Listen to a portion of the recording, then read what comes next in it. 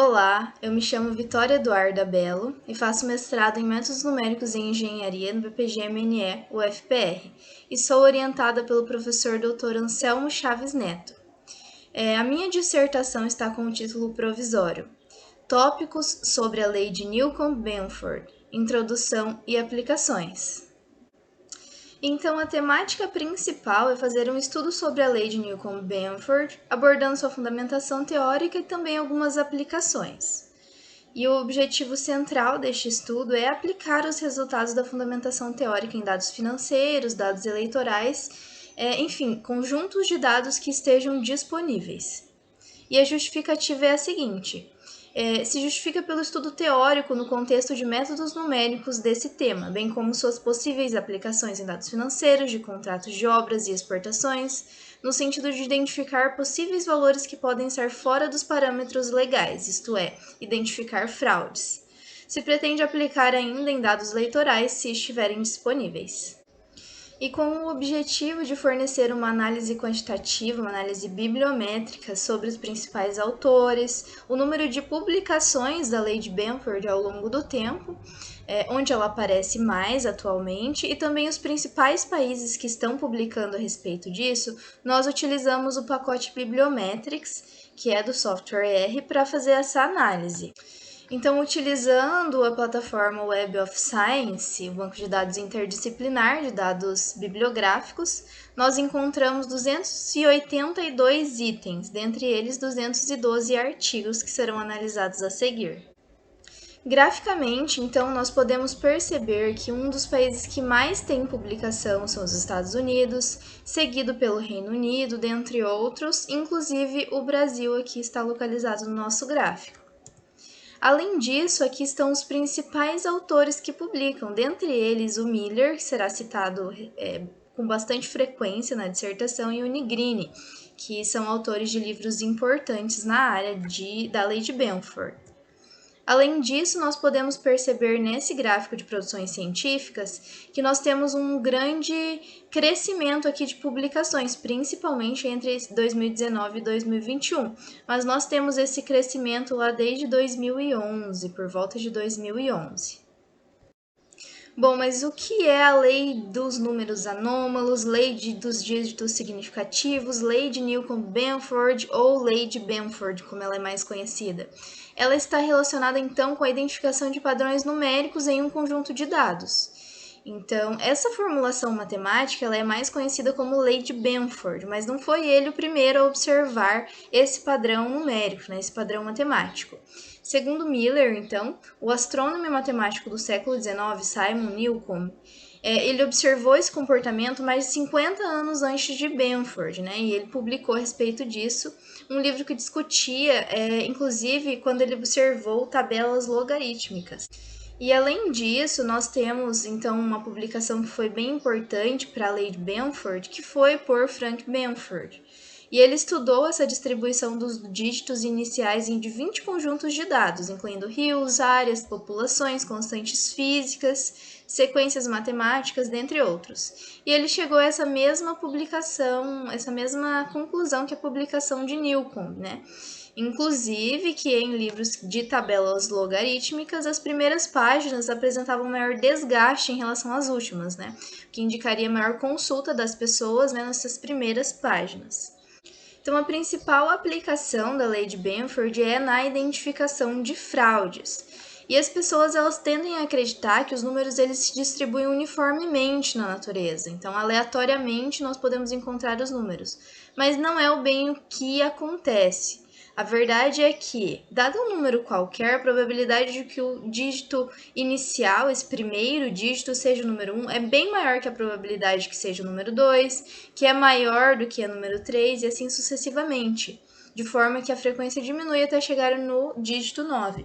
Então, nós vamos ter uma frequência maior aparecendo o dígito 1, seguido pelo dígito 2 e assim sucessivamente. Eles não são uniformemente distribuídos.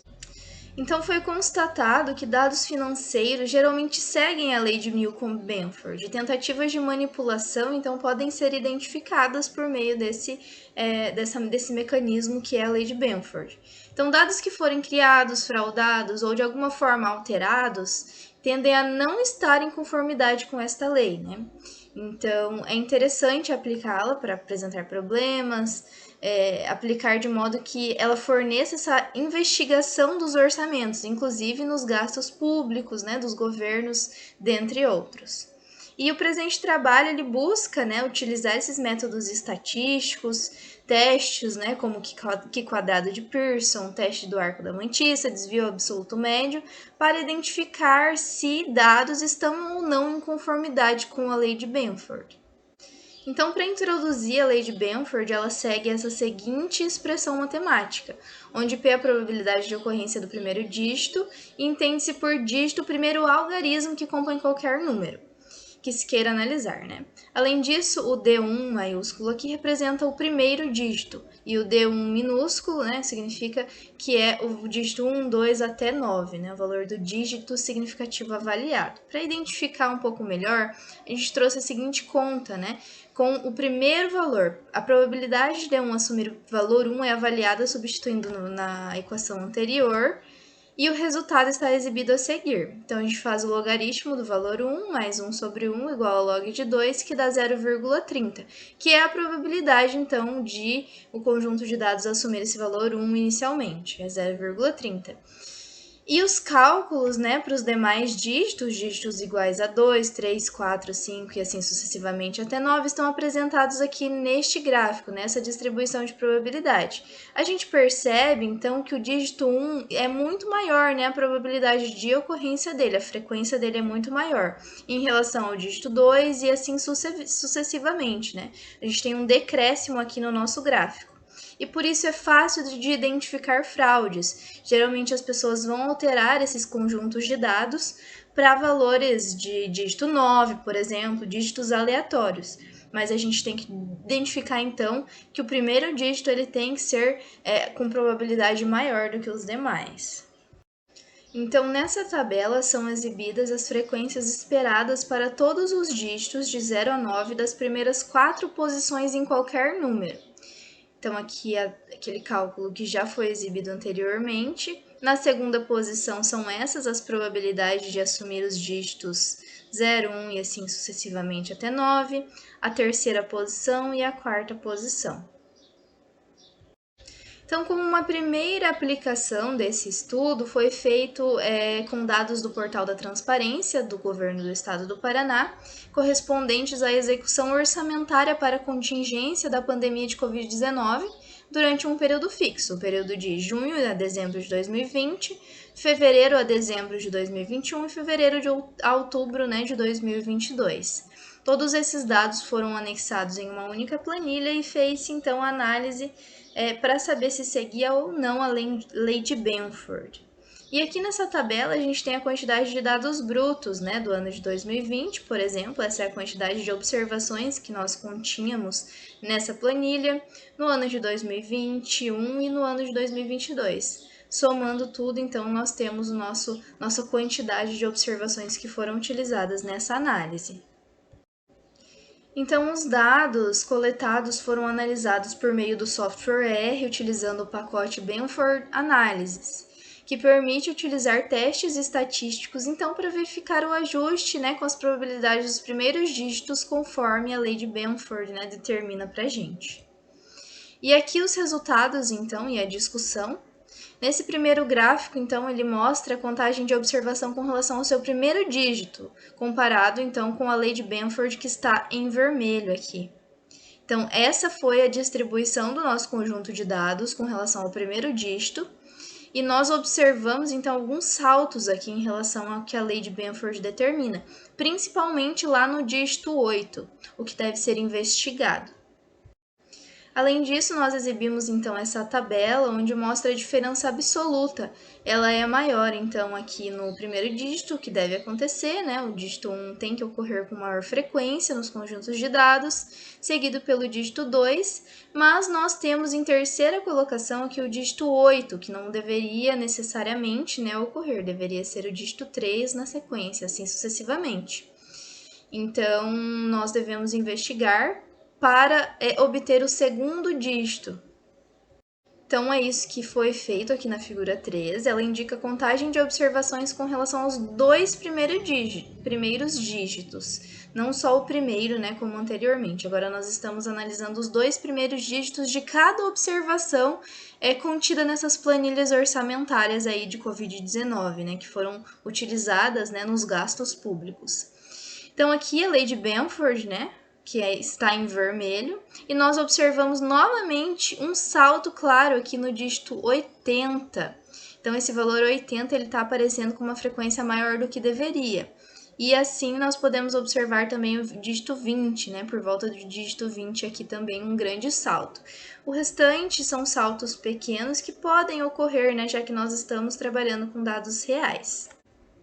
Bom, além disso, nós vemos então a diferença absoluta, que ela é muito grande aqui no dígito 80, como a gente observou anteriormente, né? Um salto aqui no dígito 80, seguido pelo dígito 20 e assim sucessivamente. Então, a conclusão que se chegou é que os dados que formam 195.418 observações do orçamento líquido para combate à pandemia de Covid-19 no estado do Paraná não seguem a lei de Newcomb-Benford. Foram realizadas, então, 13 estatísticas de testes que possuem um rigor nessa detecção e indicam rejeitar a hipótese que os dados seguiam a lei.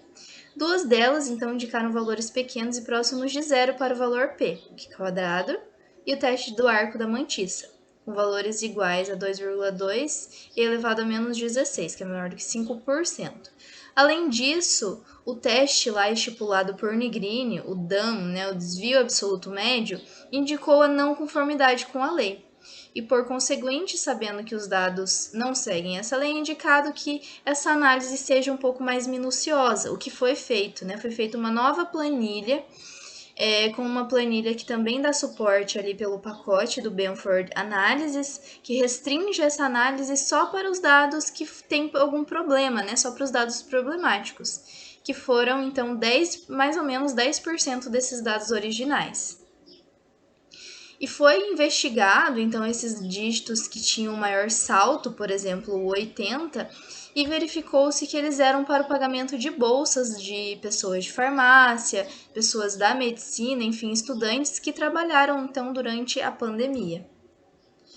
Além disso, né, o segundo dígito com maior frequência, o dígito 20, ele pode ter variações, né, no pagamento de despesa, não especificamente é uma fraude, né, que aconteceu. Porque, segundo Nigrini, inclusive, ao trabalhar com dados do mundo real, geralmente temos grandes conjuntos de dados, né, que é o que aconteceu. E as estatísticas de testes usuais geralmente indicam não conformidade. Com dados do mundo real, não estamos realmente em um cenário em que nossos dados são uma amostra extraída de uma população. Os dados, eles são a população. E é por isso que a gente tem que ter muito cuidado ao afirmar, né? E o teste quadrado, por exemplo, avalia todos os dígitos ao mesmo tempo, assim leva em consideração o número de registros ao longo da conformidade, né? Ao longo do cálculo, né, da conformidade. Então, tolera-se apenas desvios pequenos da lei de Benford para um número n grande, um número de amostra grande. Então, ele só é útil para uma comparação de conjuntos de dados de tamanho semelhante ao longo do tempo. E aqui algumas referências que foram utilizadas neste trabalho, por enquanto. E é isso, eu agradeço muito a atenção de todos e vou seguir fazendo este estudo, então, da lei de Benford para trazer maiores resultados ao longo do tempo para vocês. Obrigada!